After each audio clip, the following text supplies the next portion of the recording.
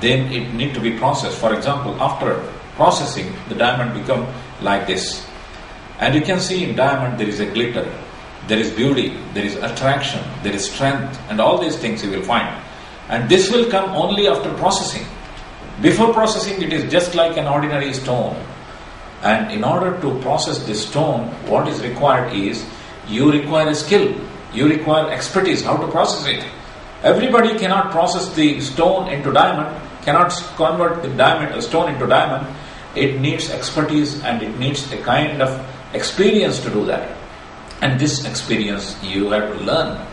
In the same way, in order to convert a child which has all innate nature and the basic qualities of becoming a diamond, becoming a glittering person, becoming a strong person, becoming an attractive person, becoming a valuable person, this nature is there within the child. But it is your responsibility to process him and to make him a diamond. And that is what is parenting. And it's a great responsibility.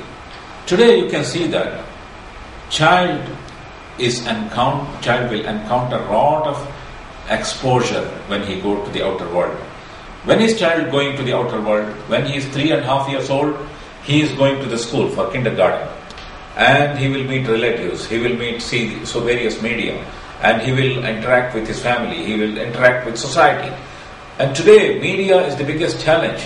iPod, iPad, only father says iPad, otherwise children says iPod, iPad, and all these things you can see, it's very common. That's why every children is exposed to internet, iPad, and iPod, and so many other things. So that's why your responsibility is much higher today. Children are exposed to so many things. They will see so many things which they are not supposed to see. And children are exposed to so many things through the internet and through many other media, through the TV, through videos, and through so many other means of communications. So in this kind of society we are living in, we cannot avoid this. When your children goes to kindergarten, within 1 week he will learn some bad words. So you cannot stop sending him to kindergarten just because he learns bad words there. It's all there. All kinds of huge information explosion and a huge exposure is there for every child. But as a parent, it is your responsibility to protect them and give them proper information. And your influence when he is in home, it should be much higher than the influences he gets from the outer world. And this is what is the parenting challenge today we are facing. And we have to be ready to face this challenge. Again, I would like to mention that as a parent, we have 3 important responsibilities towards the children. One is responsibilities of their physical preparation. And the second responsibility is the mental preparation. And the third responsibility is the moral preparation. Or physical training, mental training, and moral training. These are the 3 important responsibilities as a parent. And physical preparation starts from before the birth of the child. When a mother is pregnant with a child, or when your wife is pregnant with a child, then the child needs so many things: calcium and iron contents. And in order to be born as a healthy child, you have to take care of the child when the child is in mother's womb. And this is the responsibility of the parents, that you have to keep your wife in a healthy atmosphere, and also you have to feed her properly. And it is also responsibility of a mother that she has to take care of the growing child in her stomach. So this responsibility of physical preparation starts from before the child is born. And once the child is born, feed the child properly. For example, breastfeeding is very important in Islam. You can see radha'a, or the breastfeeding, is mentioned in so many places. In Quran also it is mentioned in 2 places at least. In one place it says, وَفِصَالُهُ فِي عَامَيْنِ, and the breastfeeding period is for 2 years. And in another place Quran says that the carrying the child in stomach and the feeding of the child is extended up to 30 months, which is 2.5 years almost. Which means approximately the feeding period should be not less than 2 years. And breastfeeding has a lot of impact on the child. When you feed the child, it will carry a lot of things from the breastfeeding, which natural breastfeeding is the best feeding of the child than any other thing. But today it has become a fashion to avoid breastfeeding. Today, if you are above 40 and if your teeth are strong, you have to say thanks to Allah subhanahu wa ta'ala for giving you a good mother, and you have to say thanks to your mother for feeding you, because strong teeth is a result of breastfeeding, and calcium you acquire through the breastfeeding will help you to keep your teeth strengthy even after your 40s or 50s. So this is very much required. So this is again a physical preparation. And in physical preparation, one more important thing you have to care about is gives enough opportunity for your children to do so many sports and physical activities. Today, most of our modern day children are busy in computer games. They sit in front of computer, they sit in front of iPad and iPod, and they play all the day. This is not a correct way of physical development. We have to give opportunity for them to go out and play with the children and have physical activities.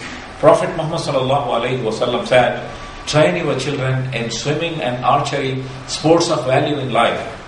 Archery may not be a very relevant game today. But what Prophet Muhammad sallallahu alaihi wasallam means by this hadith is that you train your children in sports of value, in swimming and in so many other sports which is very relevant to our society, so that they will become a strong children. So their physical preparation is our responsibility. Second thing is mental preparation. If you see how to train children, the injunctions given by Prophet Muhammad sallallahu alaihi wasallam, one of the guidance given by Prophet Muhammad sallallahu alaihi wasallam is when a child is born and he starts speaking, then teach him La ilaha illallah, how to say La ilaha illallah Muhammadur Rasulullah. By this, a memorization skill is learned by child. And when child is growing, teach them Quran and give opportunity to memorize Quran. Like that, mental activity should be there for a child. Give them so many mental activity. Today you can see so many toys which children are playing with. There are such kind of toys where they assemble so many small parts of toys and create a new thing. What it will develop a kind of creativity among children. So creativity, thinking ability, these kind of things we have to develop in children. Give them opportunity to think themselves and never do all their duties or all their responsibilities. Never help them too much to fulfill their responsibilities. Allow them to do it themselves. Let them make mistakes and let them learn by making mistakes. So this is their mental development. And the third important thing is moral development. Teach them values. In your home, they let them understand that what are the good values, how to respect elders, how to be very compassionate with the small children, and what are the etiquettes of speaking and etiquettes of going to any meetings, or etiquettes of visiting others' house, and etiquettes of interacting with society. So many values and morals you have to teach in your home. This is very, very important, and these three preparations are very important. And according to psychologists, there are 4 parenting styles, and each parenting style has a big impact for the children. One of the parenting style is called authoritative parenting. In authoritative parenting, you give them intentions and you give them the rules and regulations to be followed, and meanwhile you love them, and meanwhile you allow them to do their individual responsibilities themselves, and you give them enough freedom as well. So it is a kind of very balanced parenting. The result of which is the children will be very happy child, and children will be disciplined child, and children will have self-confidence. And since you give them little bit of freedom, they learn a lot of creativity and a lot of self-confidence. And this is a very exemplary kind of parenting which is called authoritative parenting. Another kind of style of parenting is authoritarian parenting.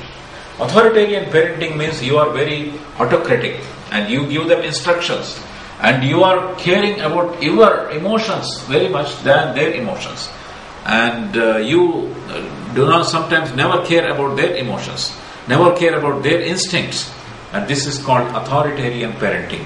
What happens because of authoritarian parenting is you may have a big control over the child. And child may also be a good-mannered child, but child will lose his self-confidence. Child may not be a leader, he will lose his leadership qualities. And this kind of result will happen, and he will lose the characteristic of caring for other sentiments. Another style of parenting is permissive parenting. Permissive parenting means you always say yes to every demand of the child, and you never say no, and you will permit him to do anything. And when they do any mistakes, you never correct them. You think that children, let them do mistakes. What happens because of this permissive parenting is, again, they will become demanding, and they will become moody, and they will not care for other sentiments. Sometimes they totally ignore other sentiments. This is the result of permissive parenting. Again, there is one more kind of parenting, is passive parenting. Passive parenting in the sense, you never care about children's sentiments and never care about children's upbringing when they are small. It happens with many parents. They are very busy with earning. They go early morning to the office and they come through the 2 shifts or sometimes part-time jobs, and their entire care is to collect money for the sake of taking care of the household and saving more for their family or saving more for themselves.